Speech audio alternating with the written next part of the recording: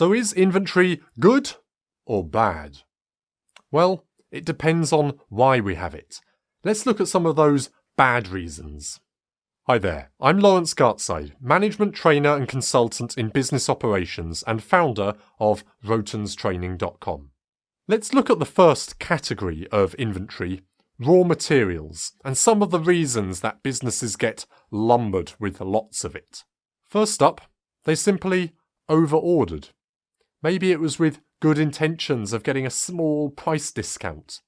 But now, behind the scenes, they're secretly paying every day with the holding costs and operational inconvenience of having their business filled up with lots of raw materials. Park them for too long, out of sight in the back of the warehouse, and businesses can end up keeping lots of redundant inventory. Just in the same way as in your kitchen, that little jar of 5 spice has sat there for 10 years, or that spelt flour that you think you might get around to using. By the time you rediscover it, it's gone mouldy. Next up, businesses can end up keeping lots of raw materials because they're simply waiting for other materials. Maybe your operations requires a combination of many raw materials, and now you're left with loads of this, waiting for some of that. The next big category of inventory is work in progress, WIP. This is perhaps the most damaging of all of the types of inventory to have too much because of its impact on your operational effectiveness. It can also be very hard to change the situation of how much of it you have in your business. Once you have loads, if you keep having one unit out and bringing one unit in, nothing changes in the middle. When there's little process disruptions within your operations, more gets let in when there was a little disruption with it going out, and the system accumulates more work in progress waiting in front of all of the sub-processes.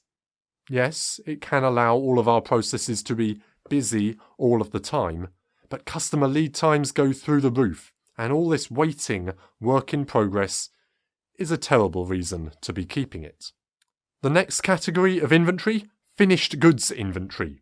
This stuff is ready to be sold, but it's in our inventory, and so it hasn't been sold. Now maybe we built it to stock, and maybe we built far too much to stock, as it sits there unsold, maybe in danger of becoming redundant, depreciating, degrading, getting damaged. Just possessing that finished goods inventory has a big cost. Or through a mix-up of other supply chain coordination issues, it could just be awaiting transport for a bit longer than we really wanted. This kind of content in operations management is a kind of taster of what my introductory business operations management courses are all about. Foundational and more advanced courses on operations management, supply chain, logistics, inventory, operational performance improvement and more. All over on my site RowtonsTraining.com. And the last category of inventory, maintenance, repair and operation supplies, or sometimes called service support. This could be things like spare parts and cleaning supplies. Now having some of them would seem like a good idea. It very often is. But businesses then find they've got a spare room full of redundant parts for machines they don't even own anymore.